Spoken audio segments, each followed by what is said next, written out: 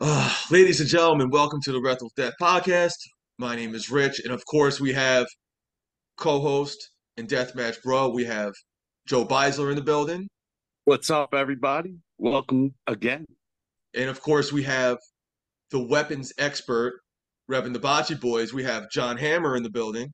What's going on? Yeah, and tonight's special guest, one of the best up-and-coming deathmatch wrestlers in the game. We have Dr. Redacted joining us tonight. Yeah. Yes. So what's going on, bro? How's love- everything going? How you doing? How you feeling? Everything's going great. I'm in the Midwest now, and the weather has been beautiful. And then it's just randomly like rainstorm, but like not in a bad way. It's kind of like refreshing. Good. So where were you before that? Vegas, and in Vegas, this time of year is you're like, oh, sun, palm trees, and then you go outside and your shoes melt to the ground. So it's Yeah. like, ugh. Yeah, that's definitely not for me. Did Yeah. you grow up in Vegas? No, I'm a Long Island guy. Me and Hammer. Yeah, he's from my neck of the woods. Yeah, Okay. yeah. All right. I grew up like I think where Hammer. What part of Long Island are you from? If we're okay with. I'm in Levittown. Okay, so yeah, you were like 35 minutes from where I was. Yeah. All right. Yeah. So you got announced for King of the Kill today. Hell yeah. Yeah. Yeah. So how did that come about? So last year, I almost won, and Yes, a you lot did. of people said I should have won. I Right. also got the Jobber Radio best tournament performance for that, which is really cool. And you know, we gotta redo it this year. We gotta take it all the way this year. So that's the gimmick this year. We're taking it all the way. I love it. I love it. All He's right. So definitely had quality matches at RPW just leading up to this, which Yeah, was yeah, good. dude. It's hard to have a bad match at RPW, honestly. Yeah, They dude, they put I on love great the shows. vibe. You know, Yeah. or just hanging down with them in Virginia Sunday was freaking awesome. Dude, it looks so cool. Like I hate being that guy, but I had such FOMO like not being at that because it just looks like it's an experience. Dude, I love that place now. I'm hooked. POR is Yeah, a great place to hang out. and I feel like POR and Ruthless, like RPW, they just blend so well. yeah. Yeah. And like I said, it was great. You know, did actually see Schlack again, and Casanova, Chuck Stein, Yeah, meeting Chuck Stein before. dude, Chuck rules. So does Remington, He but does. Chuck rules. Real good dude, man. I was Yeah. glad to finally meet him. And Such a good wrestler too. He's sick. like I said, when I seen, I'm not gonna lie, when I seen Tremont announced for King of the Kill, that solidified me going. But now, like, dude, it's getting even better. Yeah, Like, and apparently, because me and Chris talk, so he was telling me that people from Japan bought tickets to come there, Yeah. like just for the tournament. So I was like, hell yeah, this is sick. yeah, dude. Damn. Yeah, Yeah, I can't wait. Dude, we're doing a goofy road trip, and it's gonna be wild. fuck yeah. And then you got to stop at Sheets on the way there. Yeah, luckily there's sheets on the way to Virginia. We got to stop. Oh, sick, sick. Oh, that's good. Yeah, Did you go to Cookouts there too, right? Or near Cookouts in Virginia? Virginia, and I missed that. Oh, I missed that. The kid Chris from RPW, the one that helps Chris did. So Chris Smith, Mikey. the one that Yeah. Bolenberg, he told me about Cookout, and I was mad that I didn't say it. All right. So when we talk about Mikey, or when we talk about Chris Smith, we call him Mikey because he looks like Mikey from West Coast Choppers or whatever that fucking show was. Yes, he does. Looks just like him. Nice. Yeah. Oh, So I 'cause love there's it. like when it comes to RPW, there's like 4 or 5 Chris's. So Mikey, then there's Chris, the promoter, and then there's Peapod, the commentator. And I think there's another Chris somewhere in there, but those are the 3 that we're going to talk about tonight if we talk about Yeah. more RPW. Yeah, we could talk. Yeah, no, because I tell people it's funny. You look at old shows from like 2018 and 2019, and Chris Kohlenberg was just a fan with us at some of the shows. Yeah. And now I love the promotion he's running. So I'm like happy as hell you're in it. That trip's going to be fun, man. You're going to see some goofy shit with the fans, too. It's sick because like last year was the first year of that tournament, and then this year it's like a real, like, not saying last year wasn't a big deal, but this year it's like a very buzzworthy, talked about, like Yeah. people are like, oh shit, this is what we got to go to. So it's cool Yeah. to see in one year how boom. Yeah. And then the night before I get to wrestle Drake in Texas. Yeah, Oh, so damn. Yeah, for Ooh. Loco. Yeah, I was Yeah. stoked. I was like, Oh, is it just cross off the list. in Houston? Sounds like Yeah. rules. Wait, so you're going to be in Texas during Flophouse and then fucking next day you're going to be at King of the Kill? So Flophouse That's I didn't get booked for, so it was just whatever. no, it's understood, Yeah. man. You know, you get booked, Wow. you get booked. You got to be there. Well, you No, should I be mean, Plus there. that's awesome though. You get Drake and friggin' whoever you get first round of the tournament, and maybe even further. That's great. Yeah. well, it's when I win the tournament. That's There you go. I love it. Yeah. Yeah. I But yeah, love that Houston Drake's on venue. my list, dude. It's okay. So the first time I ever went there, Right. also for Loco, the first time, we pull up and it was me and two of my friends from Louisiana. They drove like the 5 hours to come or whatever it was. Maybe it was 4 hours. I don't know. But so we pull up and I'm like, I don't think this is the right place because it's billed as like the Houston Premier Arena, and then we Right. get there and it's like a shoot legit junkyard, Right. and the Yeah. place from the outside looks. Sorry, I'm burping a lot from this monster. Jesus. And the outside of it, it just looks like this like metal shack. And then you get Yes. inside and you're like, okay, this looks kind of cool. And then the bathrooms are a disaster because it's a wrestling venue. Mhm. And none of the doors work. That's fine. Only one of them has a sink. Okay, cool. We're on par. And then the show starts and like it fills in, and you're like, and like it makes so much sense. And then like after you see the videos, it clicks, and you're like, this is Yes. the coolest place I've ever been to. Yeah. It feels like a territory venue. Not that I know what the territories were like, but that's how it comes off. Like that's the vibe it gives off. Yeah. The I was one there thing that once. sucks. I was Oh, there really? once, Where'd you? and it was GCW like 2 years ago. Sadika and Effie in the main event. Gotcha. So I pull up with it was me and like my ex girlfriend at the time, and we pull up and we're like, "Is this it? Huh? Is this it?" But I'm Yeah. like, "All right." So I see someone with a Jimmy Lloyd shirt. And I was like, "I'm pretty sure this is it. Like this has to be Yeah. it." So And when you pull up, there's just like a bunch of like dogs all over like the area. And then like right before you get there, there's a bar where the whole side of the bar is just like this wild mural of Kiss. And you're like, what the fuck? Like, where are we? And yeah. then you Yeah. walk in and it makes more sense. Well, because there's no zoning laws in Texas, so like you can literally have like a mansion and like right next door you can have like a deli. Yeah. Yeah. And there is like a bodega deli type situation also around the block. So it's just, it's a, it's like, it's like controlled chaos. It's the best mess you'll ever be a part of. Nice. It's a great time. I Just will don't say, do it. for any wrestling fan or especially wrestler, that's a place you want to check off your list. I assure you it is. It's really cool. And they get so fucking loud in there. That's my kind of. I need to be there. Yeah. It's like think of it. It's like H2O, but down there, kind of. Yeah, pretty much. And significantly bigger. Yeah, it is Yes. bigger.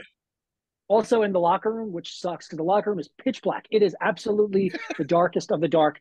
And then on top of it, there is a wrestling ring in the locker room. So Really? like 3/4 of the locker room is like here's the here's the little bit of locker room that you get that's like normal, and then the rest is just a wrestling ring in this locker room. And you're like, what are we supposed to do with this? Like what the fuck is this doing here? It's just like the backup ring. Like what are we gonna undo it and then bring it out? Like I don't know. How does It's that just even in the happen? I way. guess that's why they're called Loco. Berwyn has a ring in their locker room too. And Six-sided. sometimes, no, the last time I was there, it was a normal ring. And Really? it's funny because I talked a bunch of shit when we got in there. I'm like, oh my God, there's a 6-sided ring upstairs. It's like the funniest thing because next to it is this, once again, going back to murals, it's just this really nice mural of like a lake. And then there's like a little mini 6-sided ring in there. And then I got up there and it was a normal fucking ring. And I was like, this is bullshit. Ah, That's So, fucking funny. yeah, those are my stories. nice. I love So it. you've been in TWE. Would you Yeah, say yeah. would you say TWE is a similar crowd, loud wise, or Loco's louder? No, Loco is way louder. And a lot of people from the surrounding areas come. Like, because Houston is like kind of close. It's like that part of Texas that's like close to Louisiana. It's close to, I don't want to say Florida, but it's in that weird area, like that gray area of like Oklahoma's not too far, and like people all come. And I love TWE, and it's in my top 3, maybe 5 venues and crowds and areas I like to wrestle at.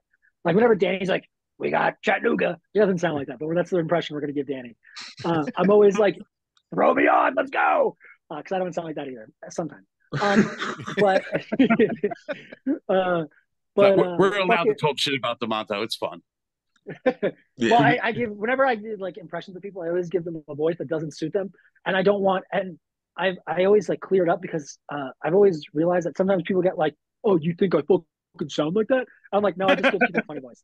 That's all it is. So like, I make my mom sound like some like old Jewish Brooklyn mother. I'm always like, "Oh, Steven, what are you doing?" And my mom doesn't sound like that.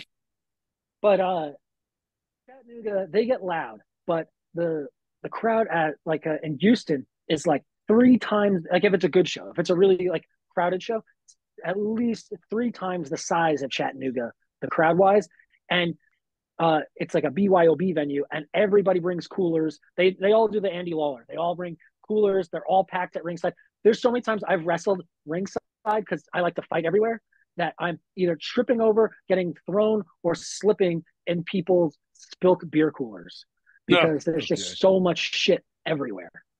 But yeah, it's a wild experience. Like I said, if you guys can ever get to like a cool show there, do it. They have really cool talent in Texas that doesn't really get out of the area, and people should change that because there's really good talent in Texas. So I'm ranting a lot. Oh, that's good. Man. Oh, this is good shit. Yeah, yeah. It just means it's gonna. It means it's gonna be a good show. That's exactly what it means. All right, so let's backtrack a little bit. So, what was your first introduction to pro wrestling? Oh, pro wrestling. Okay. So like when I was a little kid, I had I think they're referred to as like the LGN figures, the big like rubber ones. Yeah. I specifically remember the Hillbilly Jim, the Andre the Giant, the Hogan. Those are the 3, and we're talking like 5 years old roughly. So that's my memory is pretty bad as is, let alone when I was that old. So those are the ones I remember, and you'd see it on TV, and it's fast forward to like 3rd, 4th grade. This is like the rise of the Attitude Era, roughly. And like, at that time, wrestling was everywhere. You couldn't turn the TV on or anything. It was everywhere. Whether it was the front of the TV guide, just anywhere. Yeah, I rubbed TV guide. I had to make the reference. So yeah, right. Remember when people used to collect the TV guides? Yes. Yeah. I was waiting for that was a thing. Call my mom. Yeah, it was. That was a thing. My friend's sister, she had like stacks of these things, and she had all of her favorite shows circled in there. Yeah. But also TV Guide knew what they were doing, where they made fucking one like actual guide for the whatever it was, a week or a month, but with like 10 different covers. Yeah. You know what I'm saying? They knew what they were doing. Yeah, they made them collectible. And Hammer will remember this reference. I'm sure you guys too, but Hammer will resonate with more. Channel 14, the TV Guide channel, and you'd be like, looking for it, and like someone would like, my mom would be like, ah! And I'd look over and then miss what I was looking for, and then you have to wait like another half hour. You gotta wait till it goes all the way through. Yeah. Best. Good old school Cablevision, yeah. Yeah. Shout out, Cablevision sucked. But so fast forward 3rd, 4th grade, Steve Austin, coolest fucking thing you've ever seen. For some reason, I was a huge Headbangers mark. Don't know where that came from. So am I. Okay. Yeah. I love the Headbangers. Hated the Oddities strictly because they fought the Headbangers all the time. Oh, I thought you were going to say because the Oddities were with Insane Clown Posse. Yeah. Oh, no, who cares about that? Because that was at the time where Insane Clown Posse was like kind of flip-flopping. And it was like, even as a kid, it was like confusing. It's like, who the fuck are they with? Mm-hmm. And then, you always learn about the competitor. So I was like, oh, WCW. Blah. And for some reason, WCW, I don't know where this one came. It must be a face paint thing. Vampiro, coolest wrestler. Today, I don't agree with that statement. But then I was like, this is the coolest wrestler ever. Also, I'm going to throw this out there real quick before I forget. Go on YouTube, search Vampiro versus Terry Funk. It is the wildest 12 minutes of your life. You can thank me later. I expect posts on Twitter about this. I watch this match whenever it comes up. It's just 12 minutes of them no selling everything. They're putting each other through tables, just doing everything ridiculous, and then it ends with like Vampiro like next to a gas truck because there's happens to be a gas truck at Nitro, and he's shooting Terry Funk with the gas, and Sting just comes out of it because this is when Vampiro and Sting were feuding. Yeah, and like just starts fighting Vampiro, but they don't sell a single thing. I don't think Terry Funk or Vampiro are on the ground for longer than 3 or 4 seconds. It's awesome. I'm a huge WCW mark, so I remember this whole thing. I remember this whole storyline. Yeah, and then they brought in the Kiss Demon, and we'll stop there. Yeah, we don't need to talk about that one. But also, as Hammer knows, being in the Northeast, ECW, and 100%. I was yes, Joe too. Joe also from Philly. Yeah. I forget that you guys. I live a mile and a half from the arena. Well, there you go. Well, in Long Island on MSG, it came on at what was it, 2 or 3 in the morning on Saturday? See, I grew up in New York too, so I watched it on MSG. I was watching it Yep. earlier than that. I was watching it on channel 31 on PAX at 3 in the morning. That's how I was able to see it because I didn't have cable as a kid. So gotcha. Yeah, and so in like 3rd, 4th grade time, I'm this kid who loves Star Wars figures. Most action figures around that G.I. Joe size I was into. So that was cool. I had Sega Genesis. It's like you're talking about me. Yeah, right. It's same shit. Birds of a feather. They had the Sega Genesis, so I'd be up all night playing that. And I had like a cool mom where she was like, "Just make sure you get to bed at some point." You know what I mean? And as like a little kid, I'm hopped up on fucking Mountain Dew, just playing video games all night. And then, at night you're just flipping to the channels because you're trying to find anything to watch. And, you stumble upon this and it's the coolest fucking thing you've ever seen. And it was just like instant hook because they're just doing the coolest shit. And then you see the Sandman and you're like, clearly this is my new favorite professional wrestler of all time. And then they go back to like watching Raw and you're like, what are these Hardy Boys doing? They're doing like, who the fuck cares what they're doing? This is whack ass shit. And they got those weird armbands. And I was just like, I've seen this on ECW. And then the Dudley Boys show up. And you're like, as a kid, I'm not like the smartest person in the entire world, but as a kid, I was even stupider. So you'd see guys from like one show on another. And you're like, what's going on? What's going on? Crazy, this is crazy. And I didn't get the internet until like 2 more years after that. When cable modems first came out, that's when I got the internet. So I was really behind on things. But yeah, so that's where wrestling started for me. And then I ended up going to the same high school as Mick Foley. Nice. Yeah. So by default, he's like my favorite wrestler of all time. But or at least like one of them. We'll say one of them. Because I feel like in pro wrestling, like other things, you have a favorite, but it cycles. Like 1 month, or not 1 month, but like I'll be like, oh my God, I love Foley. And then I'll go through like oh my God, Nigel McGuinness is the best wrestler I've ever seen in my entire life. Nigel McGuinness. Dude, I love Nigel. I'm a huge Nigel man. Again, another Philadelphia spoiled thing. I'd seen a lot of Ring of Honor back in the day too. So, well, they came to Long Island all the time too. Hammer, I don't know if you remember this, but Sports Plus, and so I get to see them all the time. And I lived 10 minutes from Sports Plus, and at one point worked there. So I was like seeing it all the fucking time. But yeah, like I feel like in wrestling, you go through cycles of like, oh, this is my favorite wrestler, this is my favorite wrestler. And then at some point, they just become one collective, like, that's my favorite. But yeah, I'm talking really fast, and I don't know why. But it's the Ruby Red Monster. That's what it is. Hitting. Thanks to Monster. Yeah. But yeah, so Mick Foley, love him, Long Island legend. My mom, where I used to live, is South Setauket. And Mick Foley and his mom are from East Setauket. So we lived very close to each other. Nice. All right. So what was your... Real quick that he brought up action figures and the fact that Hammer and they both and Doctor said it. You need to see my house. Oh, whatever. Yeah. Next time I'm in town, please. Yeah, next time you're here, you've got to, because I have a Transformers setup, I have a Star Wars setup, and a He-Man setup. And then so in the Sun's room is the Godzilla setup. Okay, so if I can finagle it, I'll finagle it. But the next time you're in Chicago, or if you're ever in Chicago, I have a friend out here. His name's Bob. Shout out to Bob. He also has like a room that it looks like it's like from a store. It's like glass cases, all kaiju, Ray Harryhausen stuff, like crazy. Yeah, really good like old mech stuff like Mazinger Z and Voltron and shit like that. But the kaiju stuff is crazy. He also has a Transformer section. He's got a wrestling room and like a whole He-Man corner. Yeah. So, and also he owns a pair of Vader's pants, and I will assure you that all four of us could fit in Vader's pants. Nice. All right. Yeah, I they are believe gigantic. He's a Me big and my man. girlfriend fit in one leg. Kenzie fit in one leg. Yeah, it's crazy. He's a big man. Too.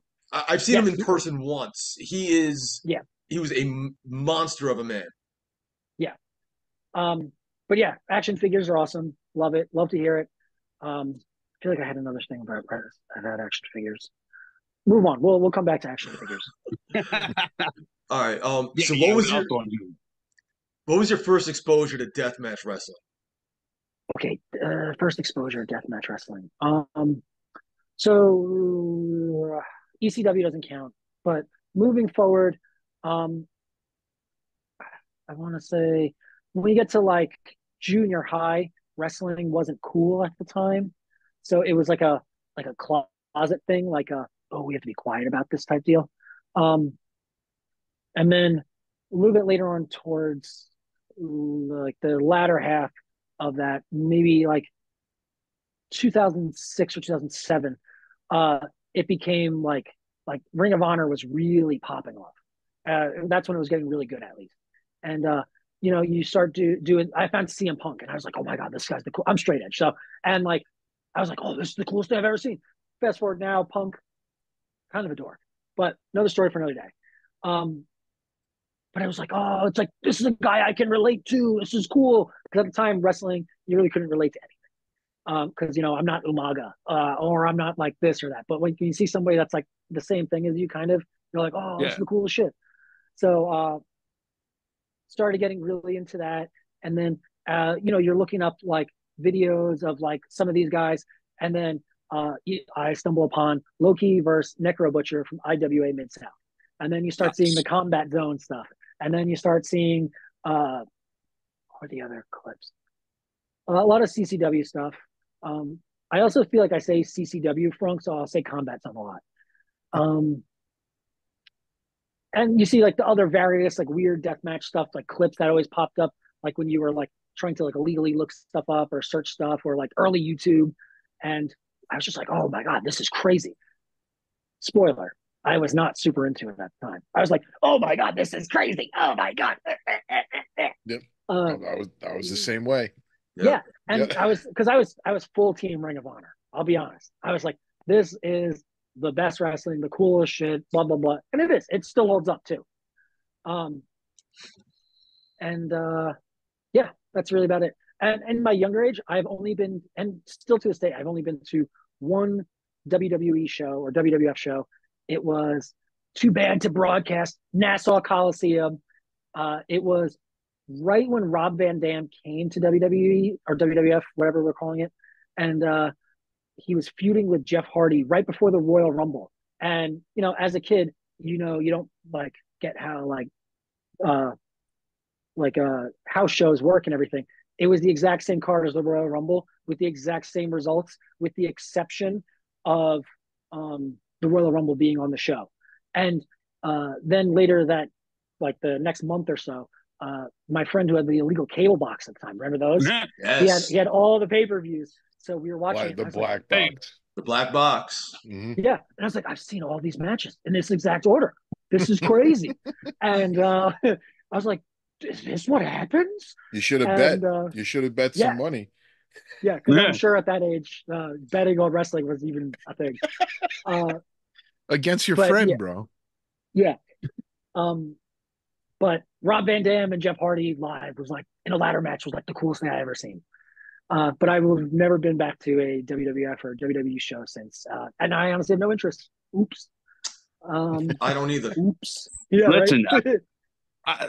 Listen, I'll watch some of it on TV. There's still some guys I like, but it's not. It's not like I still always will say our scene's better as far as entertainment wise. 100% Yeah. between the fans and the wrestlers, Yeah. and how humble they are. Yeah, Our it's just scene is one, yeah, different atmosphere completely. Yeah. It's funny because I am wearing a Disney shirt, and I'll tell people that I think WWE is like Disney wrestling, where it's more of an attraction at this point, where it's in like the same category as like Monster Jam. It's like, oh, WWE's in town. Let's go take the kids and we'll just drop them off and we'll sit there on our phones and we'll get through it for 2 hours. Or like same shit with like Monster Jam or like I don't know, Disney on Ice or some bullshit like that. Two Disney references.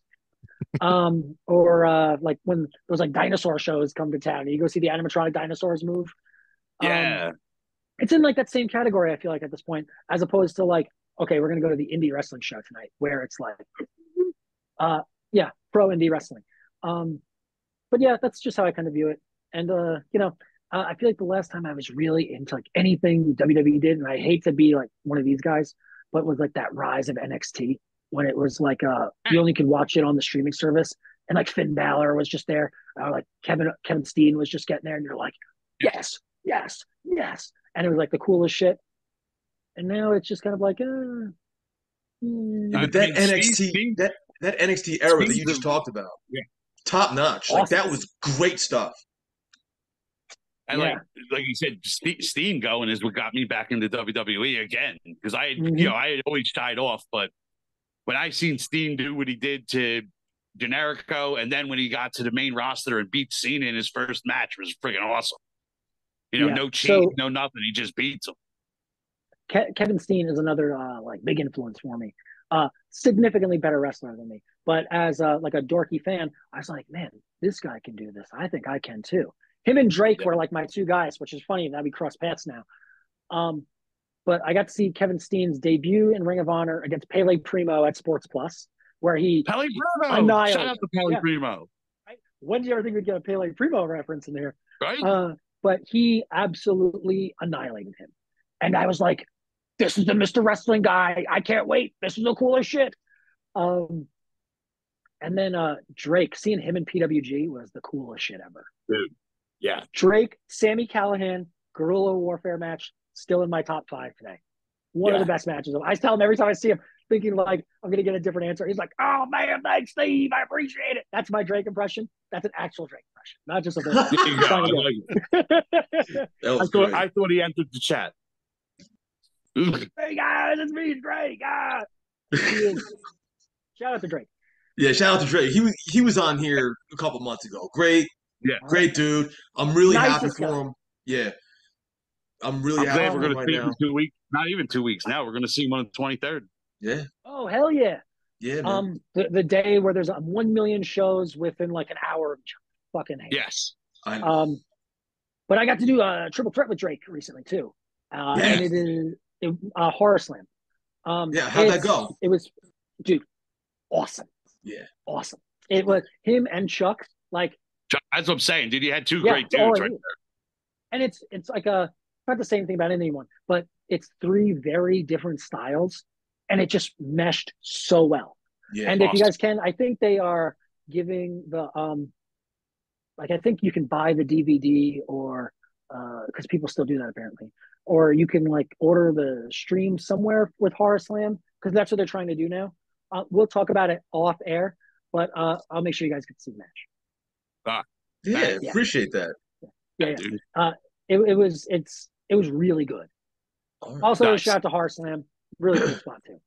Yeah, totally. Yeah, I've heard good things. So a couple of our friends have gone to shows out there. Definitely need to do. Like I said, I can finally start traveling again this year, so that's one of the main reasons why I want to do Flophouse and King of the Kill, and then make it back for GCW. Stacked weekend, stacked. Yeah. But I mean, speaking of 2 weeks though, how about Masada and Last Man Standing? Yeah, that's gonna be something. Right? I mean, like, what the fuck do you say to that? You know what I mean? It's just like talking about like, dude. Masada's a big boy. I'm just gonna come to the ring and just wear like. Remember, so we'll bring up WCW again. I'm just gonna be Norman Smiley. There you go. Just come in full football gear. I'd be like, all right, motherfucker, let's go. Oh my God, that's great. Could you imagine Excellent that? reference.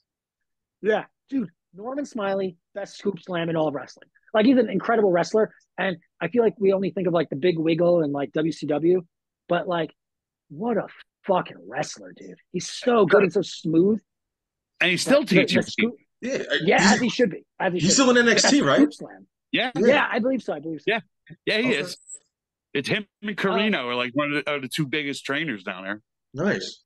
Him and Eugene, they, they clearly, or Nick Dismore, they clearly got to like benefit off their silly gimmicks. Which, by the way, let's be honest, one of those would not hold up today.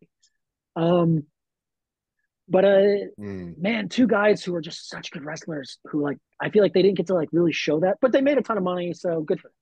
Yeah. That's one way to look at it. Yeah. Yeah. So, and I mean, to be fair, even though, like I said, it doesn't really hold up, you still see Eugene making the rounds on all the like random little indies or like conventions and stuff. So, like I said, it's a thing where he like had to be something stupid or silly. Not gonna say stupid, but something silly on TV, and then he just gets the bank off of it for life. Yeah, nah, like I said, dude, even when you say stupid, we know he's not really stupid.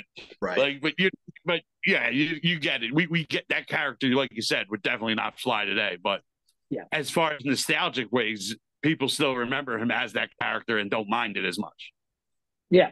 For the record, I just know it's 2024. The internet works in weird ways, and I'm not trying to have any shit I say get twisted. So I'm going to clear everything up. Everything is fine. We like I said, we've tried to let people know, we haven't pissed anybody off, and we plan to keep it that way. Yeah. Yes. Yeah, it's a wacky times, and we'll leave it at that. All right. Yeah. So do you remember the moment when you decided, like, you know what, I want to be a pro wrestler? This is what I want to do. Like, do you remember that moment? Was there a specific moment? Was there a match? What was it? So, you watch a lot of matches, like, man, I could do this. I could do this. This, like, I was pretty like athletic guy. I was like, okay. I'm like 18 at this point. And I was booking a lot of like hardcore punk shows at the time. And this one venue I ran at in Amityville, the guy who ran it, we're not going to name names because I'm not a huge fan of the guy anymore. And there's no reason to give them any sort of spotlight or any shit like that. He was like, hey bro, because he talks like, he goes, hey bro, I got this school I'm opening up. And I know you're the big wrestling guy. And like, you're cool. You make me some money. And you want to come through? We'll train you to be a wrestler. It'll be cool. And I was like, okay. I'm like 18 at the time. And shortly before that, like when the school did open, right before, I had broken my arm because I was like a young, stupid kid and was like, oh, I'll fight everybody I can come into contact with. And I had like broke my arm swinging back on somebody against their face. And also being a kid and making stupid decisions, I had just gotten the cast taken off like 2 weeks. So within this 2 weeks, they had done their first show. I met Sabu, completely destroyed my childhood like persona. And like that was the first time I ever had the like don't meet your heroes type thing. Yeah. Fast forward, I'm like cool Sabu now. We've like hung out a few times. He's the best. At the time though, we'll talk about it off air. It's not something to talk about. So then I get the sling cast bullshit taken off. It was way too soon. The arm was still like fresh. And I'm doing like the training drills, and we were doing really like slow push-ups, like essentially like he would tell you like up, and then you go up and you hold it, and then you'd be like down. And on one of the ups, the arm was just like, hey, I'm gonna re-break. And I re-broke my arm. Yep, it was awful. And then I was a little jaded towards wrestling, so we took like a few years away from it. And I was like, oh, I'm gonna be in bands and tour, and that was really stupid.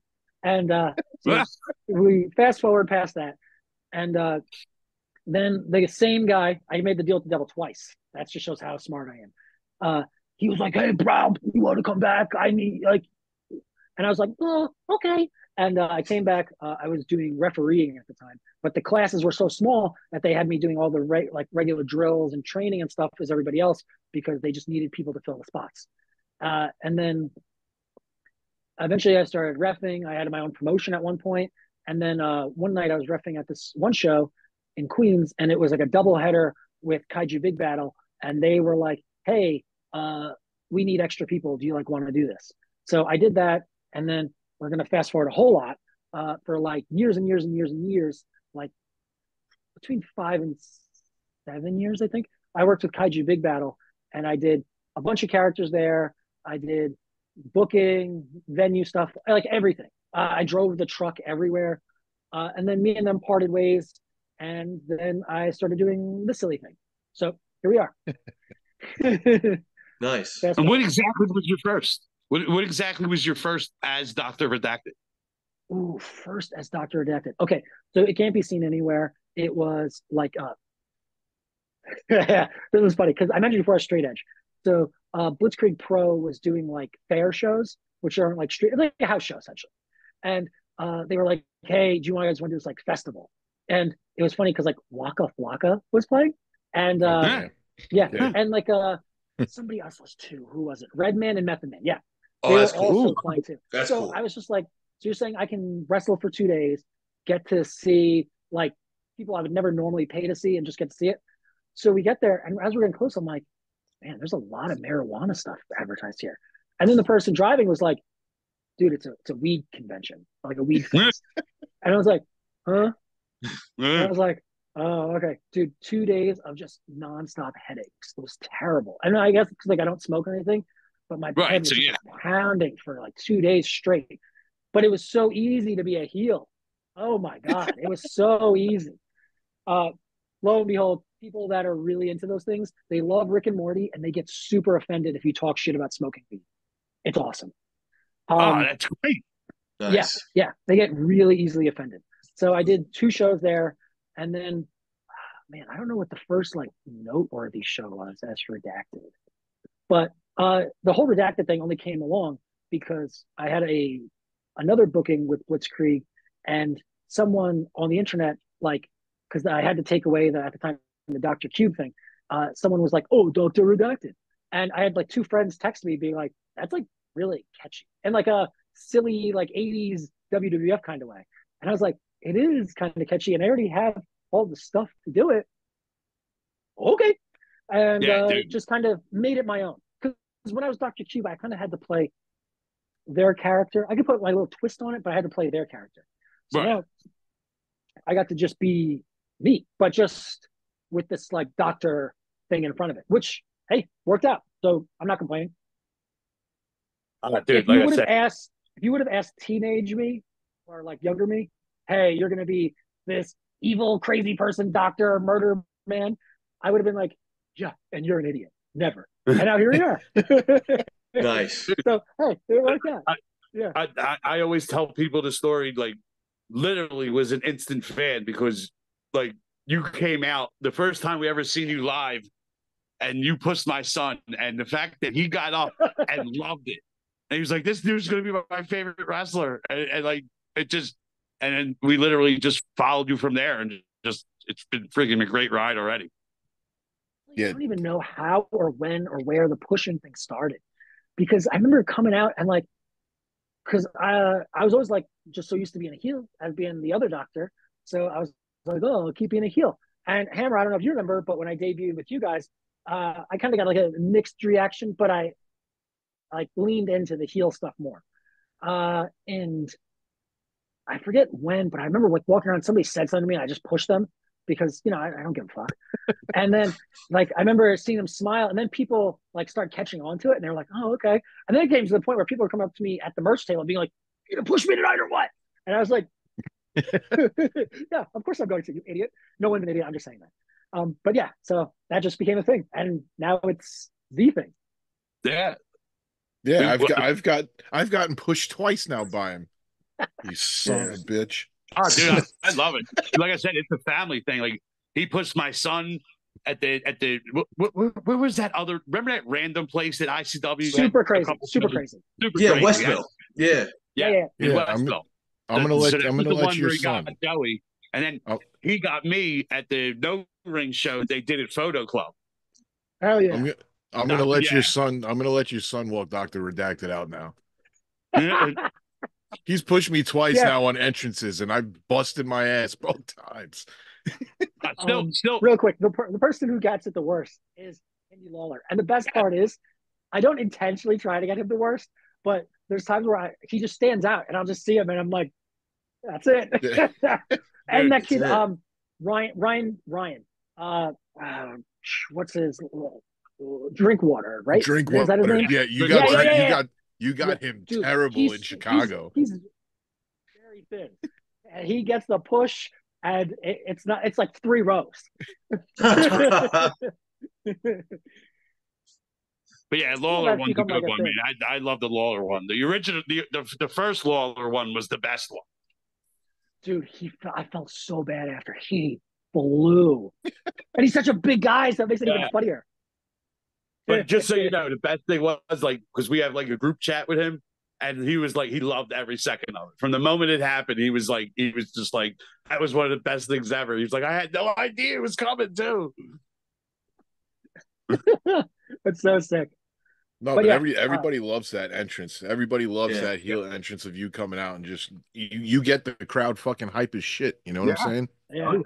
And I just feed off you guys because then you guys start going crazy, so I'll go crazy. And it's just it's like chain reaction puke. Like one person sees someone throw up, and then everyone else just starts throwing up. It's that disgusting. Yeah, it's the chain reaction because like we feed off your energy, and then you're feeding off our energy.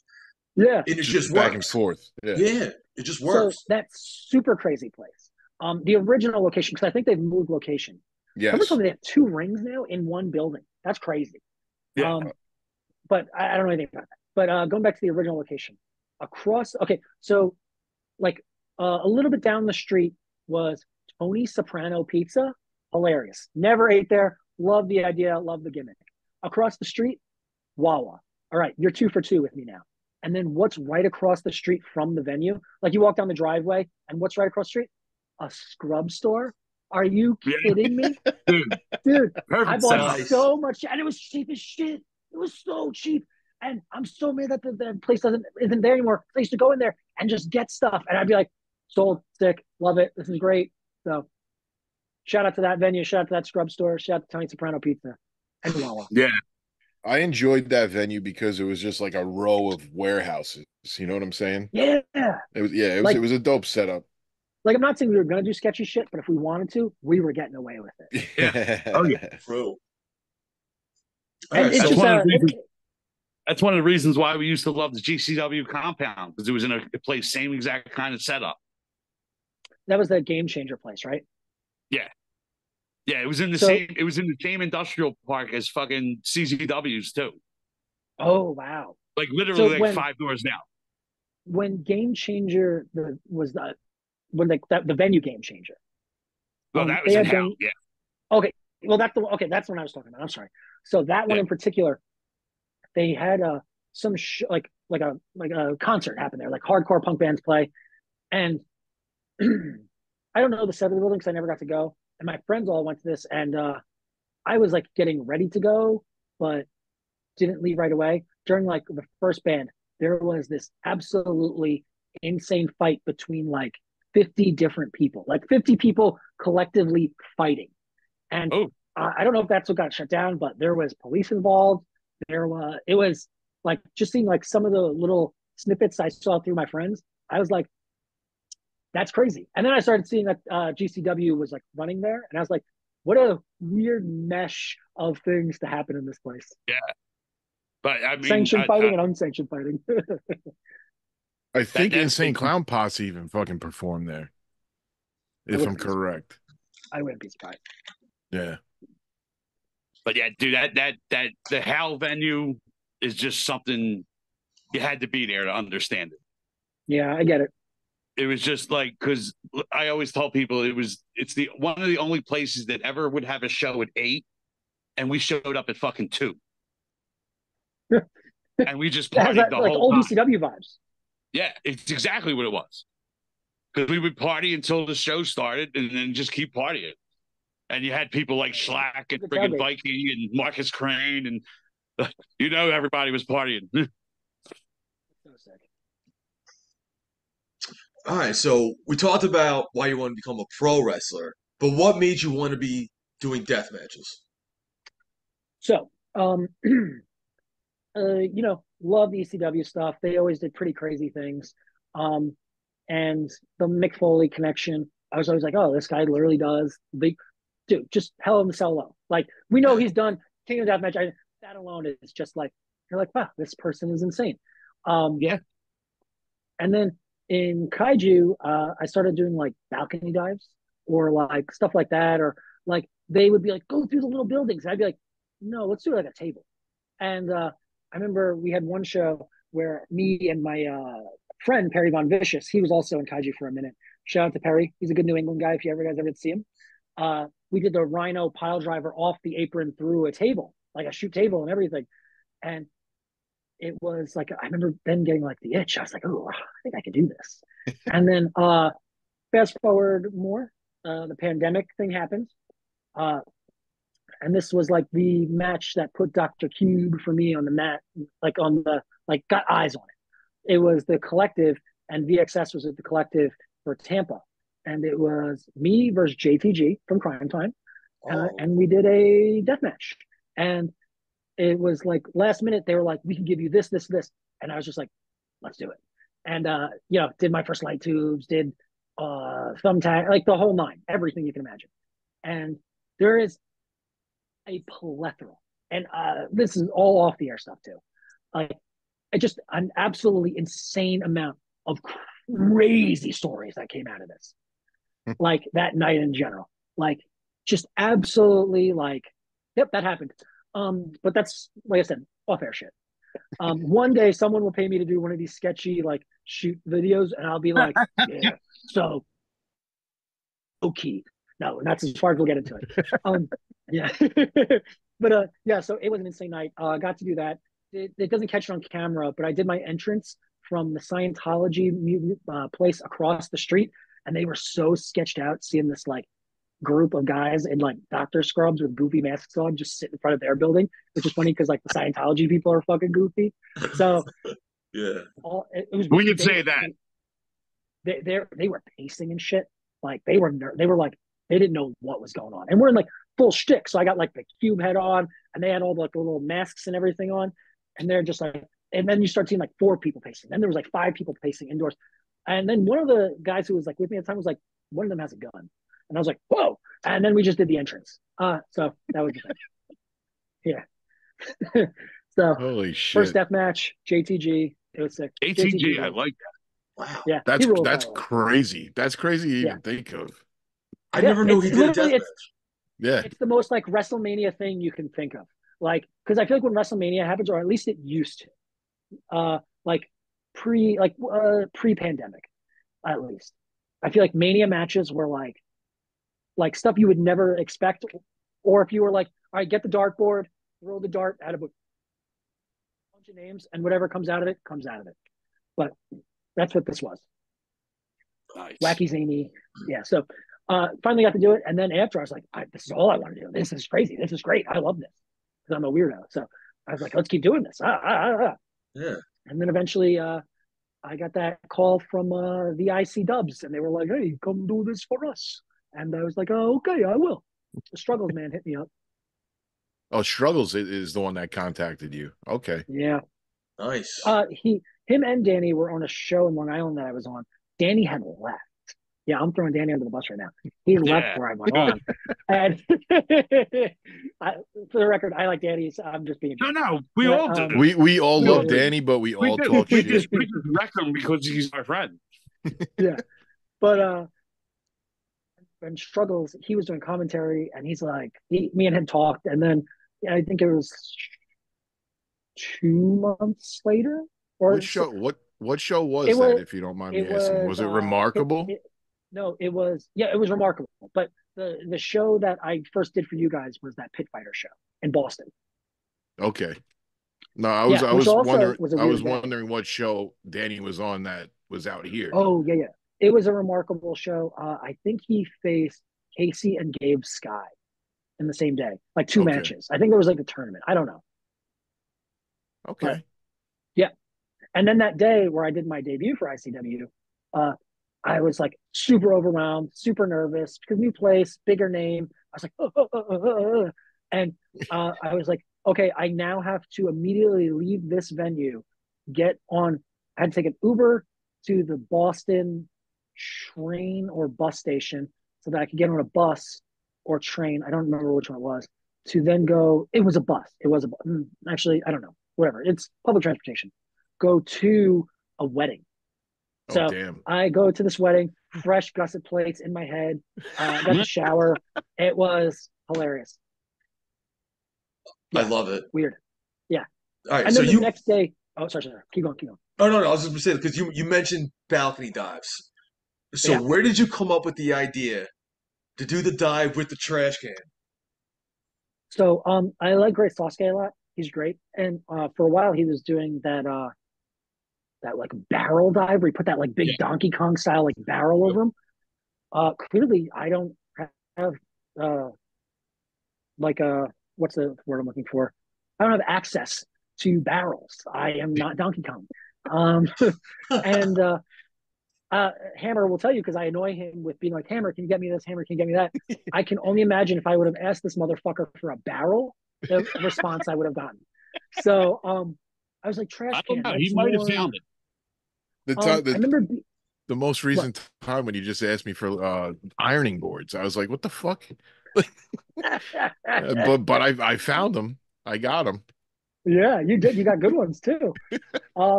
That match was great. Shout out to Eric Dillinger. Shout out ICW. So I remember I was at some show. I don't remember if it was VXS or what show it was, but I remember seeing the garbage can, and I have this like weirdo, like crazy brain that tries to think of like, okay, here's a basic thing. How can I like innovate it a little bit, and or like switch it up, or just do something a little different, or put a different spin on something. And then I was like, oh, I wonder if I just do this into this, and then here we are. I'm doing. I think it was a VXS show, and maybe it wasn't. I don't know, but it was a show, and I put it over my head, and I jumped and hoped for the best. So there we are. That's it. I love those times though when he gets to the venue early and he's just looking around. He's just looking around like, where's the highest spot that I could jump from? Yeah. And that one time he would have liked the fucking the pawn shop. Oh, with the crates in the back, the fucking Dude, he would have loved the pawn shop. Yeah. The worst is when I'm on a show with Justice and we see each other and I'm like, all right, you gonna do it tonight or you want me to do it? And then we talk. He'll jump off way higher shit than I will, for the record. And he'll do it with a lot more grace and style. But I do like to jump off things. Because I remember the time when you jumped off at it was the Super Crazy building. Yeah. Like right next to the announcer table, the which let me tell you, commentator table. Yeah, you faced foot. Yeah, and I know he's the one who set that up. And I was like, man, I wish this guy would have just set this up like a little bit further up, but he didn't. So that's what happened. And here we are. Also, I love that time forward struggles was just like, nope, keep him away from me. Yeah. Keep him away from this fucking table.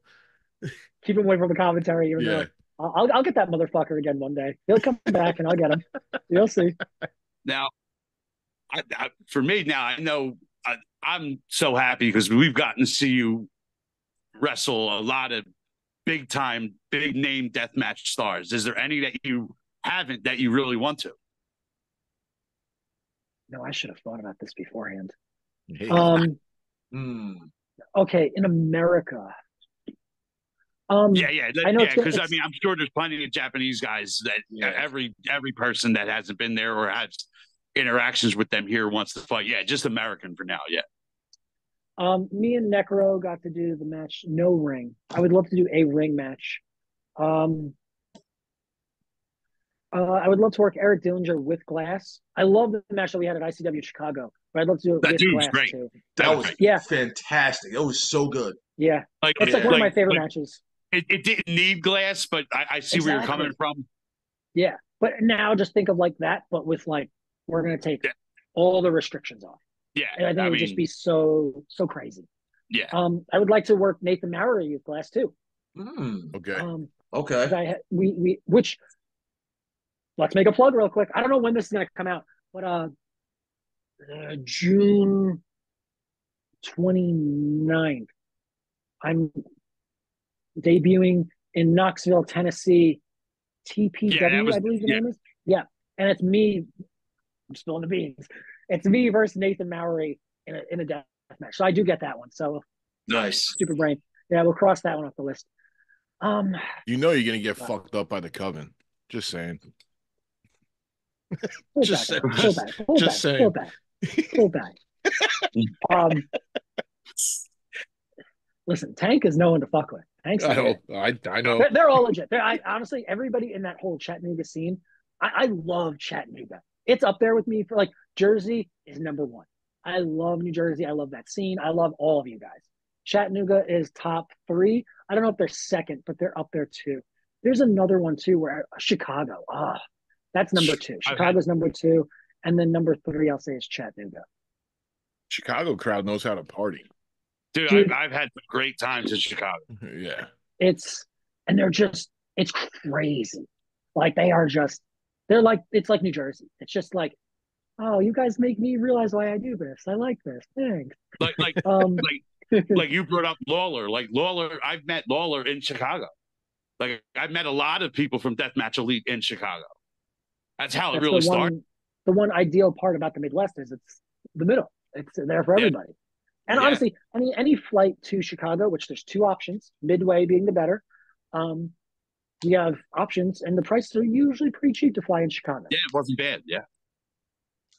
It just sucks because Chicago lately loves sending you on layovers. And I'm like, why? We're literally in the middle that's the idea of being in the middle so that we don't have to do the layovers. Like this is supposed to be the layover place. And now I feel like Denver is a big layover place, which, by the way, the Denver airport fucking sucks. It's got all these like crazy like backstories to it, which when you get a chance after this, Google like Denver airport stories. There's like Illuminati stuff tied to it. It's crazy. Wow. It's crazy. Yeah, it's nuts. There's a big horse with red eyes. It's wild. It's backstory after backstory after backstory. Tonight, I'm going to be studying Denver airport history. I wouldn't be shocked if there's like double digits worth of like YouTube documentaries on it. And you know exactly what I mean when I say that.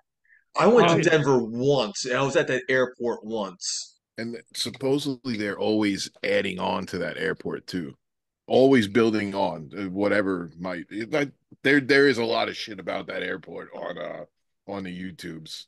I'm just glad I didn't know this 6 years ago. Conspiracy. Well, you should have known it then. Then it would have been more interesting. But yeah. Also, side note, I love going to new airports. I'm always like I'll piss Kenzie off all the time with this shit. Not all that doesn't really piss her off, but she'll be like, "Why are you so excited to go to a new airport?" I'm like, we have to go to a new airport. I can cross off the list. But I love going to new airports. I don't know why, but it's the thing. Houston, I don't remember which one, but they have incredible food selection at them. I love it. Okay. Yeah. I mean, that's always a plus. I mean, food in Houston in general is grade A. I love the food. I will say the best airport I've ever been to, and it's probably because I was like a local there for a while, is Vegas. It is the most efficient airport. I can solemnly say if I ever would have gotten TSA pre, it would have been a waste of my money. There were so many times where the regular line is shorter than the pre-check line. Oh, shit. Because of how efficient they are. Or you get through the same amount of time. And I was like, why would we ever waste, listen, I know pre-check's like $100 for like 4 years or whatever the fuck it is. But why bother spend that when I don't need to? Yeah. Fuck it. So, yeah, exactly. Atlantic City's pretty efficient. There's an Atlantic City airport. There is? Yeah, there is. Yeah. Add it to your list. Yeah. Yeah. I bet there's a Trenton one too. Yeah, there is one in Trenton. I've been there a couple times. I feel like that's a really small one. Atlantic City's smaller. It looks like you're going to the mall or something. That's how the Islip one is. Hammer, you know about that? Yes. That's a great airport. It's so Dude, you can get Islip or to MacArthur? Is that MacArthur? MacArthur. Yeah. Yeah. Okay. Real quick, because there is a wrestling story that ties into this.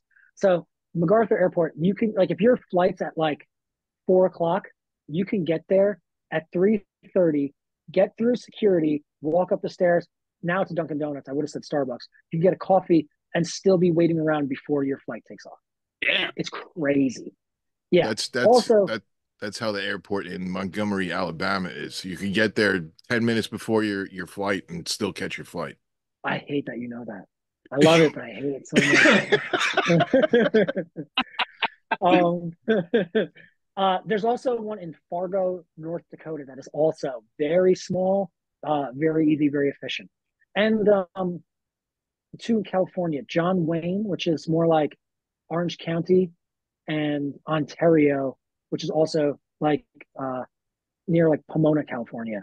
Super efficient, super easy, in and out, bada bing, bada boom. So the MacArthur Airport, Long Island, Suffolk County, they for a while they had this giant mural of like Suffolk County, like Hall of Fame athletes. And Mick Foley was in the corner, like this tiny little corner. I'm going over here off camera as if you guys can like see it. And like a little corner of the mural. And then they just took them off. What? Yeah. What? I was yeah. And I had asked him when I saw him about it at the ICW show, and he didn't even know he was on it. And then I was like, do you know why they would have taken you off? And he had no clue. So there's my wrestling MacArthur story. I have sidetracked so much about airports. I'm sorry. It's all right. I'm a little bit upset that they took him down. Yeah, me too. But yeah, there's I feel like there's so many people I want to have a death match with. I really want to have a death match with Effie. I feel like that would be really sick. Wow. Me and him have talked Never about thought it. of that. Okay. I feel like, yeah, I feel like that's a good one too. Deathmatch Effie. Again, I don't dislike Effie like in Bussy, but Deathmatch Effie it's a is whole one other of my level. favorites. It's a whole new thing. Like his matches with Casanova, Gage, and then just with Manser, unbelievable. Yeah. Right. Mance would be another good one too. That'd be sick. Yeah. Go for that GCW title, brother. Dude, me and Rich got spoiled at that show. We had the best seats in the house. Yeah. Yeah, but yeah. I think there's a lot of people I would like to work with. My stupid mush brain is too busy thinking about airports and not thinking about wrestling. So there we are. It's all right. It happens, man. What we do. And guess what? Exactly. I'm going for one. I'm just thinking, like, with the matches you had with Louis, with friggin' Tremont. I mean, they were awesome. Oh, I would love to have a one-on-one with Louis. That needs to happen soon. Wow. Yeah. Okay. Okay. Yeah. Me and Louis had told the story, and we both got like emotional about it. So, going back, rewind because I keep doing fast forward. So now we'll rewind. Before I had gotten the cast taken off, like I said, that company that we were talking to, they had on their first show, Sabu, sad. Oh my God. Then they had done a second show that Sabu was on. It was in Port Jeff, which Hammer, I'm sure you're familiar with that. I'm gonna keep going back. You're my Long Island guy, so I'm gonna keep throwing the references at you. They had done a show there at some firehouse where there was this like low chandelier. Of course, Sabu did the jump off the chair to the outside, smashes into the chandelier. Of course. Nice. Yeah. So one of the guys who was working with the company at the time, he was like the partner. He wasn't a wrestling guy at all. He was just like a money partner guy. His name was Sean. I think he moved to California. He was a nice enough guy. He never got weird or anything with me, so we can say his name. So he's like, oh, we're gonna do this match of Low Life Louie versus Len Oddity. It was my first exposure to either of these guys. I don't know if you guys know who Len Oddity is. I he's do. Like, yeah, New England guy, does a lot of like body stuff where they like put the hooks in your body and shit like that. Yeah. And he's like, oh, if you could bring some like weapons and stuff like that, that'd be really helpful. So I'm like, okay, cool. And he's like, don't bring chairs, don't bring this. We have all that shit. Bring different stuff that's clearly not going to kill anybody, but different. So, like I said, super young at this time because this is going to be something that plays into it. So you guys don't think I'm a full-on asshole.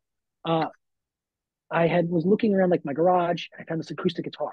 So I bring the acoustic guitar, and he's like, "Oh, this will be so cool. It'll be great."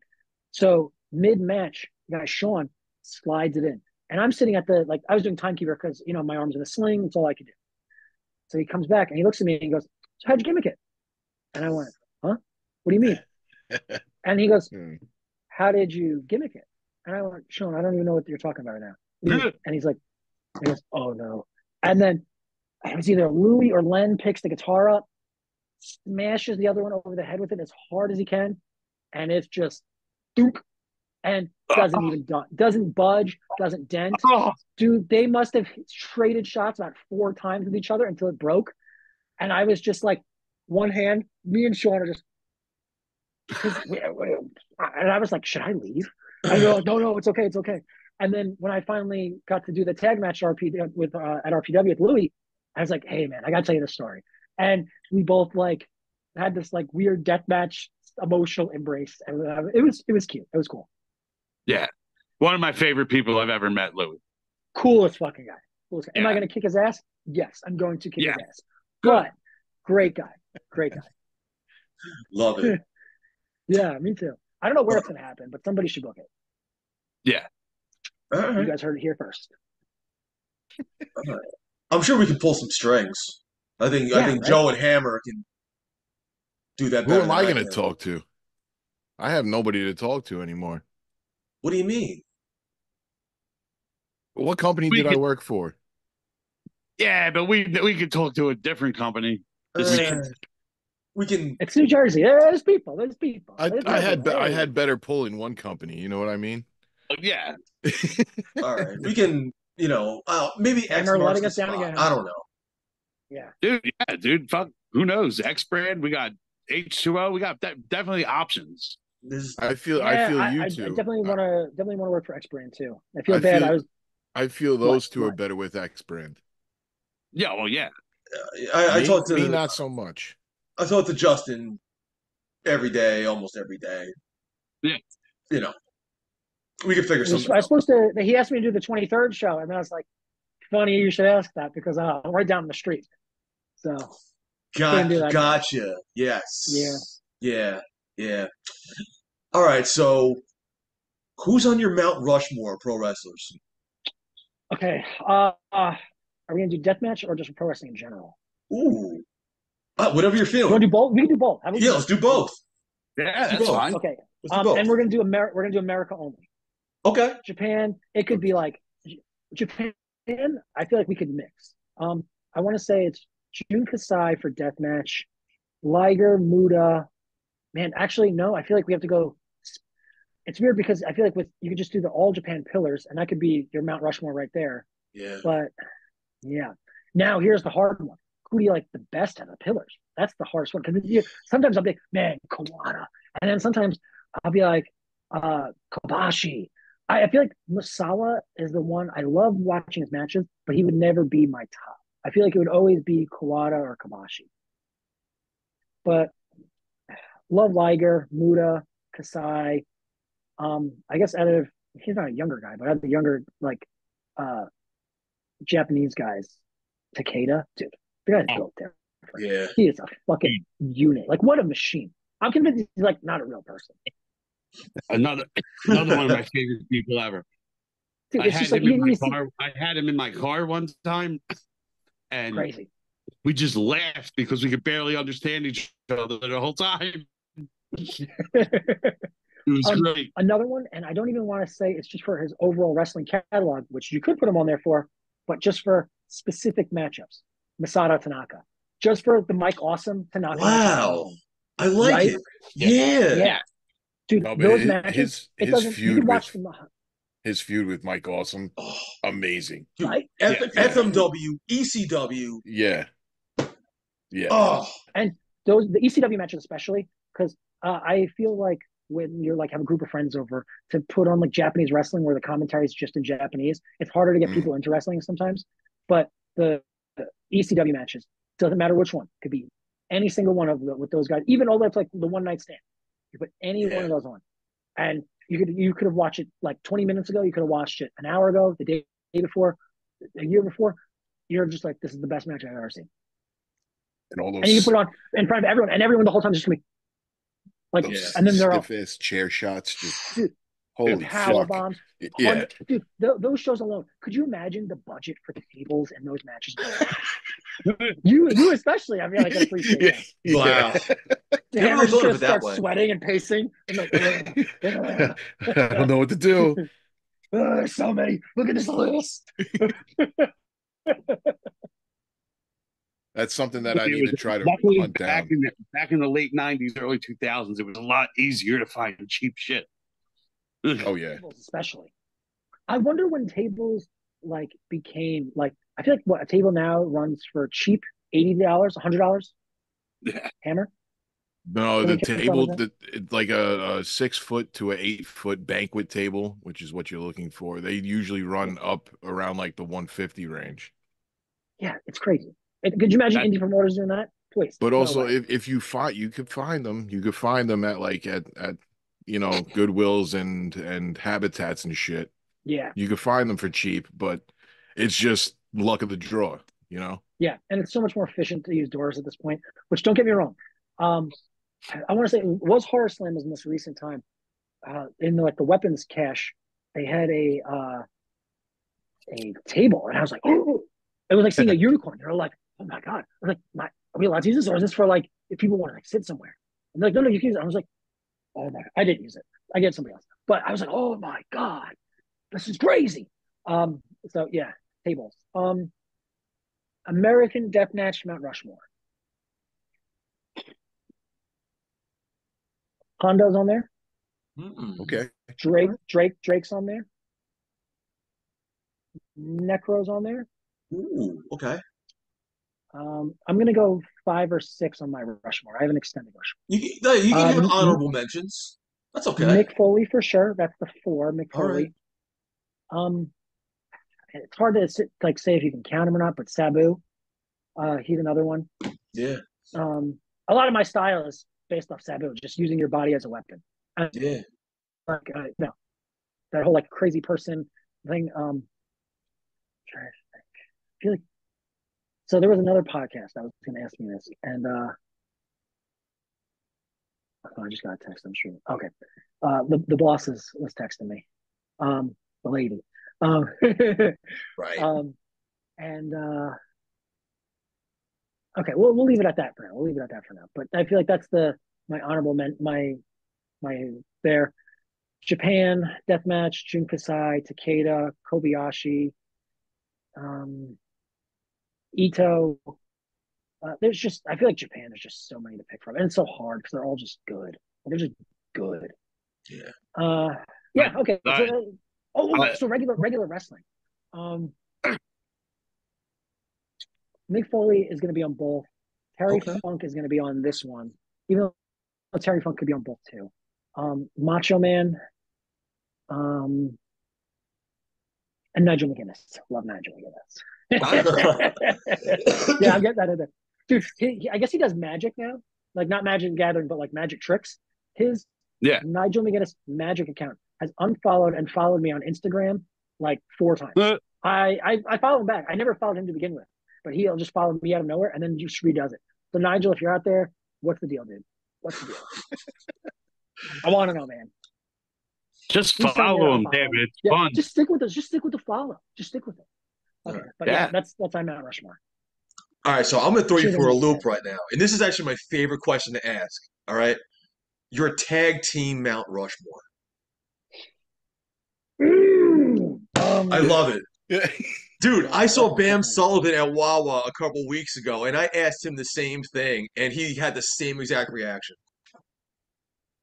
Damn, you know what else should be on my Mount Rushmore? Bam Bam Bigelow. I feel like if you're a Northeast guy, he has to be on. Oh man, I love that.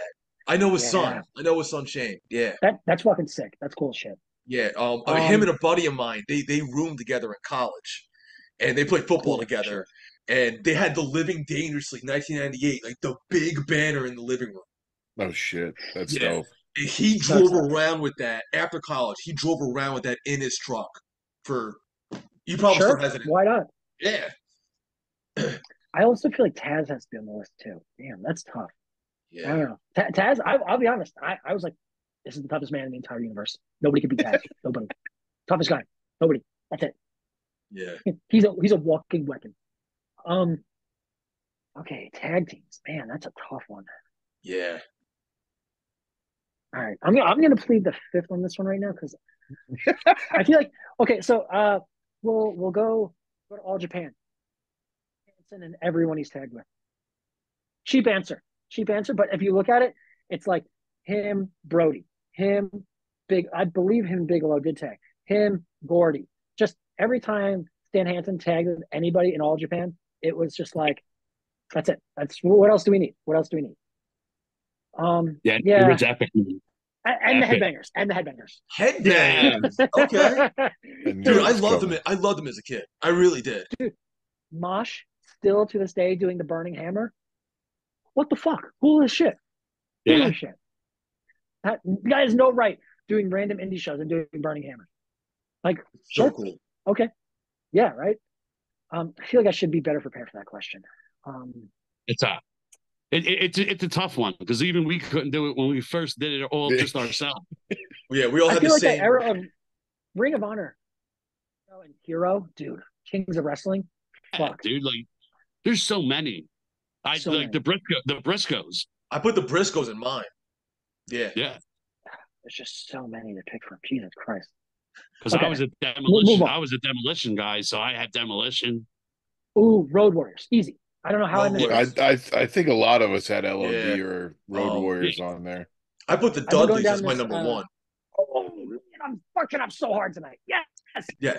Dudleys. I've been going through this weird phase of it's just like I don't know the name of the channel. I feel bad, but on YouTube, this guy, he does a ton of like random like you shoot interviews, and it's like this British guy, and he's just been having a ton of people on there. But like I've been listening to those random ones, and like it's just like good background stuff, and like sometimes I'll really be paying attention. And it's at the point now where Kenzie's like, if you put on this fucking thing and I have to hear that opening like again, she's like, I'm gonna break the iPad.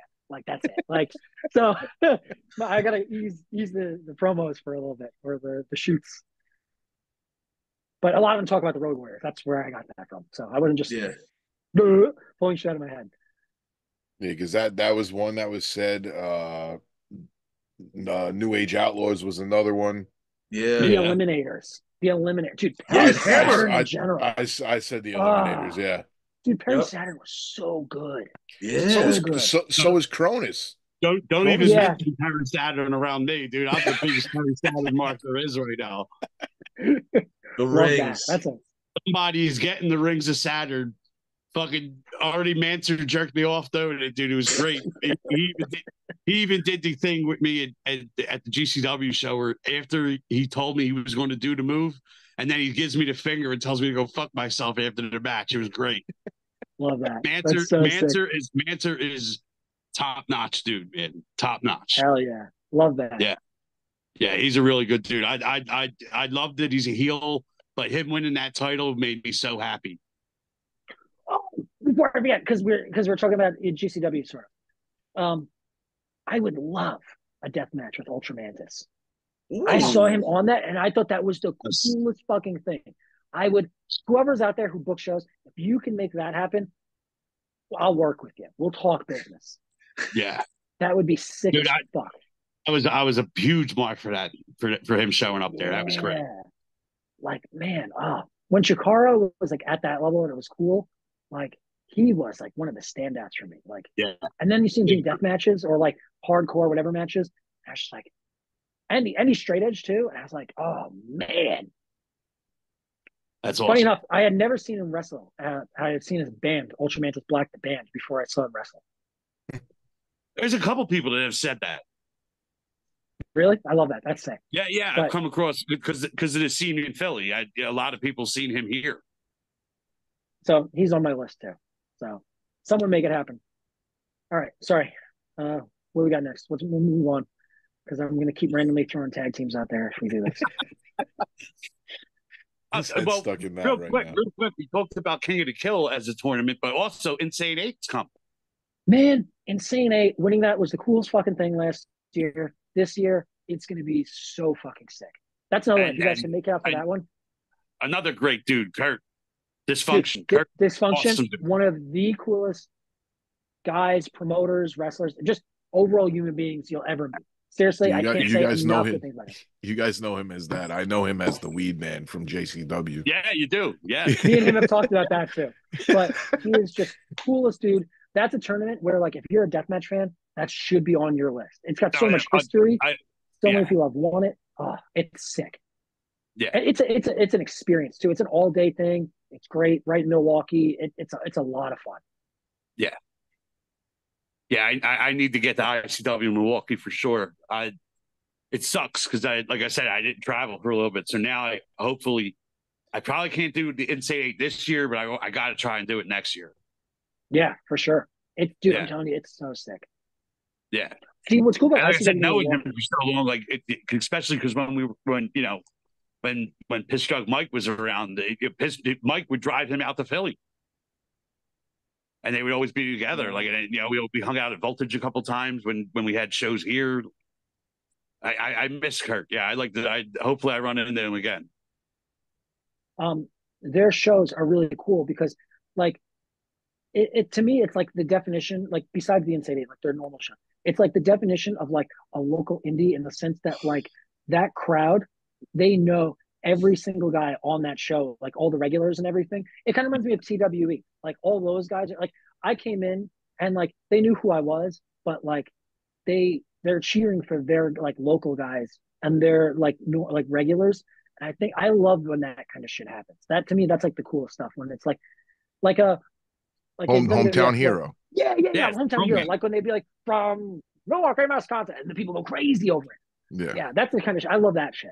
So that's like that crowd, and that's just another really good like crowd to, or like place to be. But Insane Eight, definitely, if you can make it this year or just any year in general, anyone watching, I suggest that's like a tournament you go out of your way to see. Doesn't even matter. Like, literally, it could be like me, Joe, Hammer, like Barney the dinosaur fighting on it. But like, if you can go, just go because it'll be good. Don't know. Let's go. I got the Barney the dinosaur reference from behind. It's all right. Looked over. Yeah, we're rolling with it. I'll take him in the first round. The kaiju fight we didn't know we needed. Right? So sick. Oh, did Hammer go to the bathroom? That's number 2. Uh-oh. All right. Well, while Hammer's in the bathroom and we talked all this wrestling, I need to ask, what age did you discover Godzilla?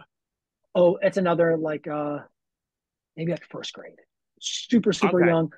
When video stores were a thing.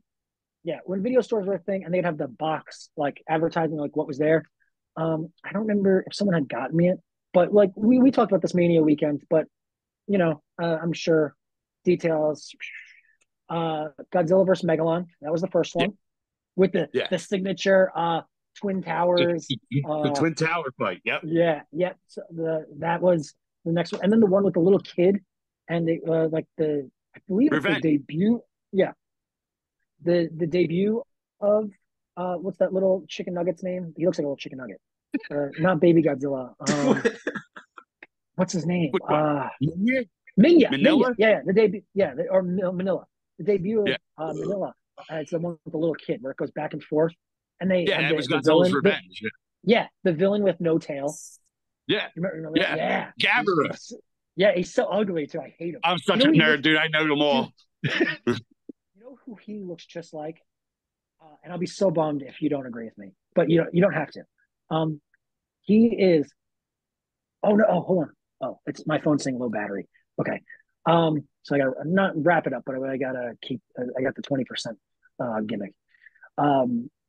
Gabra is the kaiju version of Scott Fargus from A Christmas Story. Oh my god! The bully. He looks just like him. Yes. And he acts just like him. Oh my god! Wow. So if anybody wants to make that, I got to show my son that now. He's gonna flip out. But it has to be Scott Fargus when he has this stupid hat on, because I feel like the hat adds to it. Oh man, cheesy Godzilla, I love it, dude. But dude, it's the best. Dude, it is the best, and this past year has been the best as far as being a fan, dude. I love it. I have not watched it on Netflix yet. I've watched it twice. I believe it.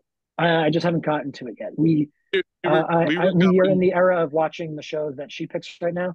So I have watched Bridgerton, if any men know what that is. And we watched this anime the other day, Delicious in Dungeon. So and The Great. So we'll get back to Godzilla soon though. Yeah, dude, we watched -1 before we left for GCW, the June 1st, the day it came out.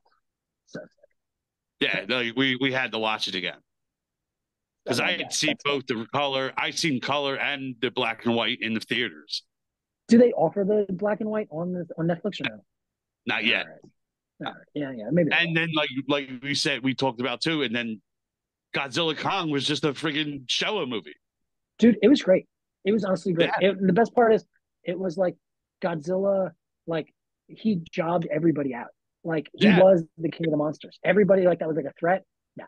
Once Godzilla enters the movie, the big bad was like, brother, you're looking up at the lights tonight. Like, but come on, dude. He hit a fucking suplex. Yeah, dude, and the pocket sand. Dude, it's great. Everybody who faced Godzilla that night was a Sunday night heat jobber match. Yes. Or metal or whatever the Saturday night change. Shock on Saturday Remember night? Shock on Saturday night? They used to do like at a bar or at like Webster Hall. They did they did a bunch of places. But then it was Voltage. No, was it Voltage at one point too? Not the venue, but was it the name of the show was Voltage at one point? It had like 8 different names. Oh, yeah. There was Velocity, there was Metal, Velocity, not Voltage. There was Jax, there was they were awful. But it Super was like, Astros. Yeah, that one too. Yeah. I just remember Shock on Saturday night because Shock on Saturday night was on regular TV on Saturday night, and I always saw the headbangers on it. Always. Shout out to the headbangers. Shout out to the headbangers, man. Still doing That's the gimmick tonight, the headbangers. Yeah, they are still there. They just wrestled at Remarkable recently too. Yo, they're actually getting fucking WWE action figures released of them soon. Ooh. And they look fucking phenomenal. They look great. Yeah. Nice. That's me being a mark about the headbangers. I'm sorry, but dude, they're great. Dude, I had those action figures, like the first Jax figures. Like I had the headbangers were one of the first ones I got. My very first 2-pack of the tag teams I got, it was LOD, but then I got the headbangers right after that. Yeah. A weird double pack I got one time. I found it at Toys R Us in Lake Grove, Hammer, if you know what that is. And it was Ryan Christopher and Taka Michinoku.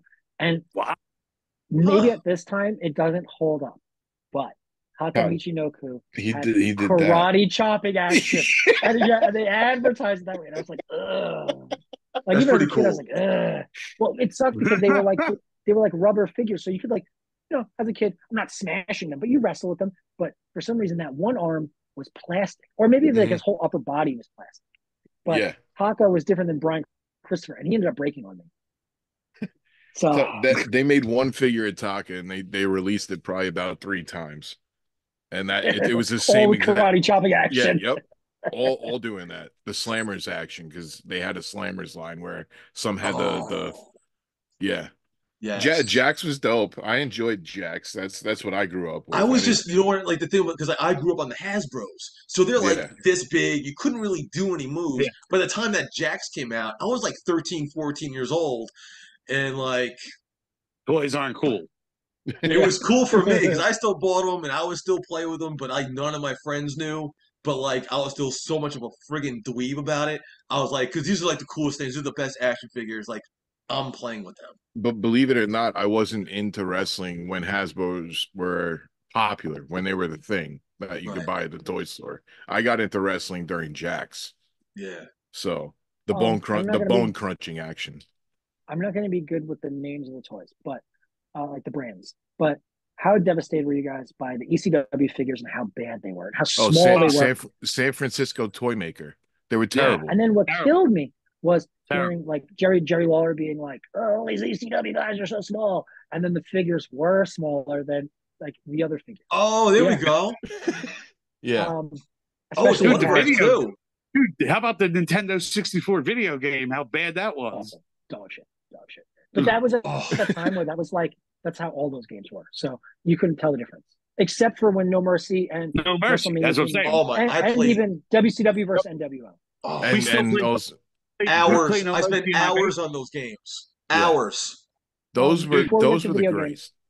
I'll touch on video games in 1 second. And then the other good figures were the WCW figures at the time.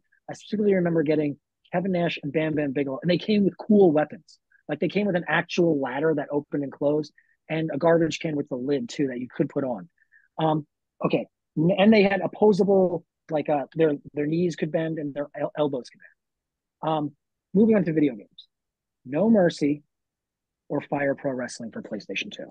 Oh shit! Which one? You see, Oh, shit. I've always wanted to play Fire Pro, but I never had the chance. Honestly, do you have the system? eBay, I'll let you borrow my game. I have it. I don't have any. I have an Xbox 360. That still works. I will say too, on it they have like an MMA like a UFC Pride style like type of type of matches you can do, but there's also like, because they took a lot of big name guys from Pride at the time, so you have like Mirko Cro Cop, Rampage, Bob Sapp. I'm trying to think of who else is in it from that era, but it's guys like that. But you could also put like Kikutaro in there and like make them do like fights. And I remember every Friday night getting with my friends and we would just do it. And like you could land that one opening kick, like the Cro Cop side kick, and the whole thing could end right there. It's so competitive and it's so much fun. Just for that mechanism alone. Feature, or whatever you want to call it. But I don't know, man.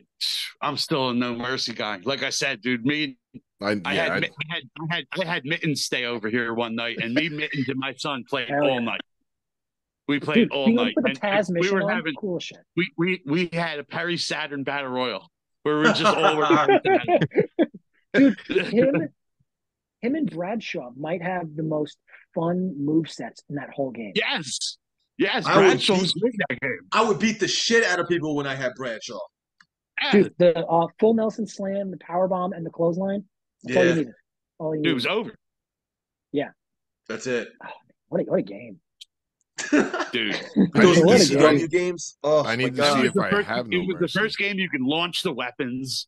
Yeah. Yeah, just throwing them at people like that. It's ridiculous. Yeah. Also, the creative player feature was awesome. And then great. I remember in that like 2007, maybe from 2006 to 2008, there was that really big resurgence of people doing like the modded stuff on the game where you could put the Ring of Honor ring in there, or you could make like pretty much any wrestler, you could do modded moves. And I was just like, dude, yeah, I feel you. I mean, I came across some stuff on Daily Motion not that long ago of people doing modded up like ECW arenas. Mm-hmm. Yep. Dude, like the stuff that's on WWE 24 is ridiculous. Like, bro, they have the terminal, they have the carousel room, they have the Hart Ballroom on there. They have everything. I think H2O's on there now too. H2O's on there. Yeah. And H2O's on there with the banners hanging. With the banners. Yeah. All the fucking banners. That's even cool Papa Giorgio. Fuck you, Papa G. That's fucking great. All right, so we gotta ask. So what's next for Dr. Redacted? A lot of big surprises, big stuff can't talk about yet. Okay. I'm trying to think of the upcoming schedule. Win King of the Kill. Well, Win King of the Kill, Win Insane 8, same month. Go fuck yourselves. Right. Kick the shit out of Drake also. Yeah. Shout out to Drake. Shout out Loco. Love you, Drake, but fucking it's the redacted time. Yeah. Yeah, exactly. See, this guy fucking gets it. Yeah. This month, Saturday, I debut at We Love Wrestling in Wisconsin. That's Tommy Trainwreck's promotion. Shout out to Tommy Trainwreck. If you guys don't know him yet, you should. Then the week after is XPW, New Jersey. I'll see some of you guys, I hope, there. If not, I understand. There's a lot of good stuff to choose from that day. And the week after is Horror Slam, where I face Tommy Trainwreck. And then the next day is TPW Knoxville. I think it's Knoxville, yeah. Tennessee, also debut, where I face Nathan Mowry. July, we can't talk about right now. Then in August, beginning of August, Crimson Crown return. Okay. In California. Shout out to Kyle and Sage. Great people. So a lot of people know I'm an energy drink mark. All their shows are sponsored by C4. The dude rolls up. I walk out with cases of C4. It's the best shit in the entire world. Oh, that's awesome. It's sick. Yeah. That's cool. It's big. It's big. Great promotion too. We like that. How do you fly home with that? Husam flying home there. Husam not finishing it all. Uh-huh. I'm doing that that's why you want like, that's why you want to jump off of balconies and shit. You I'm get just hopped up on energy drinks. yeah, exactly. And not like New Jack, you know what I'm saying? No, not like that at No. all. Also, we already talked about all the August stuff already, and yeah, I think that's everything for now. Nice. We also got that Deathmatch Worldwide store. We got some exclusives on there that I don't have at shows. I'm really big on my merch game, so I have some cool shit. Go to Deathmatch Worldwide. Shout out to Corey. Go buy some stuff. Yeah. It helps Yes. me. It helps him. Everybody gets help. All Deathmatch, Always all day. Corey, love dealing with that website. Yeah. and he's super legit. Everything comes out really good, and he'll make stuff for you guys too if you ever need stuff made. Yeah. And we got hats on there too, not just shirts. We got hoodies. We got the whole shit. Trying to think, if you ever want to hit me up, I got merch too. Love selling merch. Love it. I love selling you guys. If they don't already follow you on anything that you want to put out, let's hit that shit. X, Twitter, blue thing, whatever you want to call it. Dr. DRX Redacted. Instagram, same thing. DRX Redacted. If you know me on Facebook, you know me on Facebook. You can find me. I'll add you. Whatever. I swear to God, if you tag me in stuff you're selling or sunglasses or weird stuff that I've been getting tagged in lately, I will unfollow you. I will unfriend you. I hear you. Dude, I get tagged in the weirdest shit, and it's just like, do I really need to be in this? Why? Who put me in this? Yeah, I get it. It went through a weird, awkward phase of being tagged in like breastfeeding articles, and I had to like, what? Yeah, and I was just like, why am I getting put in this? Like, why? Kenzie is actually in the room right now, and she is smirking and laughing at this because I'd be like, why am I getting tagged in this? And I don't. Oh God. Yeah, it is not you. I agree. No, listen, ever since I started the Instagram, like it's the weird I get the weirdest requests, messages. It's insane. 100%. Bro, Yeah. it's fucking right? it's wacky. On accounts for days. Oh I have many Norwegian. I have many Norwegian. Norwegian. I have many Nigerian friends. Oh, bro. But like when the Bocce Boys page, the first one had like 46,000 followers, more than half of them were like third world. Yeah, Dude, I was like, what so the weird. fuck? We just the other day, because I'm gonna throw Kenzie under the bus here. She is a huge Family Guy mark, and yeah, no, you got good reaction. Good reaction. I love it. We watched the Nigerian Prince episode the other day, where Carter donates the money thinking he's gonna make all the money back. Yeah, he gets all pissed off and goes there. Yeah, and I also had to look up who Joe Hamburger Alonzo was to get the hamburger joke, and it was hilarious. Hamburger killed me. Love it. Hamburger. And, the other fucking thing. Oh, and for some reason I always get tagged in things about like sunglasses, and I'm like, what the fuck is with It's the so sunglasses? random. It's so random. It really Dude, it's so weird. But yeah, fuck social media, but we love it. Yeah. Yeah. It helps us grow. Yeah. But there is a lot of fucking like side quests, you know. Yeah. Oh yeah. Yeah. You got to have the cheat code. Yeah. Yeah. And then it keeps me updated with all you guys and all these message boards and forums and all of them. Kenzie says shout out Deathmatch Elite. So yeah. Yes. So what I'll do is I'll thanks. Cadman's his favorite group. Oh man. So what I'll do is I'll edit a little bit of this. I'll upload it to Instagram. I'll invite you to collab on it. So therefore everyone that follows you can get it, everyone that follows us can get it, and just kind of hell yeah. Yeah, so I'll send you the invite. So just make sure that you accept the invite. I'll accept. That's it. That's it. I love it. I'll accept. I love it. WrestleDeath 101. We try. And the Bocce Boys. And the Bocce Boys. Them too, the Bocce Boys. Yeah. It's only me, honestly. Like I'm the face now. You're the one who matters. Thank you. Love you too, baby. I gotta say, I hold you as a measuring stick. We'll say that right now. Whenever it comes to like, because me and Kenzie, we talk about everything clearly. Whenever we'll work a show, and I'll be like, "Oh, the weapons guy was good," or I'll be like, "Oh, that weapons guy was bad." I'll always be like, "He was like Hammer level," or he'll be like, "He was as good as Hammer," or almost as good as Hammer. And so you're my measuring stick.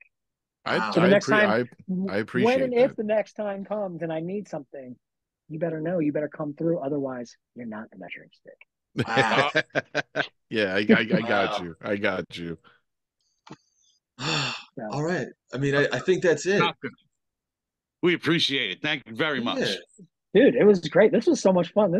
We talked about airports and fucking dude, that's what we do, man. Yeah. Number one, we don't care what we talk about. Number two, we always want the person to feel welcome and have a good time. And that smile right there just makes me feel that much better. Hell yeah. Yeah, man. We appreciate you taking the time to come on and hang out with us. Yeah, and I'm sorry about being late and sorry about the cancellation the other day, but we got it. We're here. If you would like to do it again, you're always welcome. Always, we could definitely do always this welcome. We'll definitely do this again. Yeah. Oh yeah. All right. We'll do it again sometime after July. They told me they were going to do this with you last week, and I never got invited, and I got kind of upset. Ooh. To be honest, I told him I was like, if Hammer's on, I don't know if I want to be on. Yeah, dude. I get it. No, I did not say that. Maybe I did. I did. Oh man. All right, so we'll end this. I'll hit the stop button, and we'll talk for a couple minutes. But America, we love you. Thank you for tuning in. Thank you. Yes. Peace out.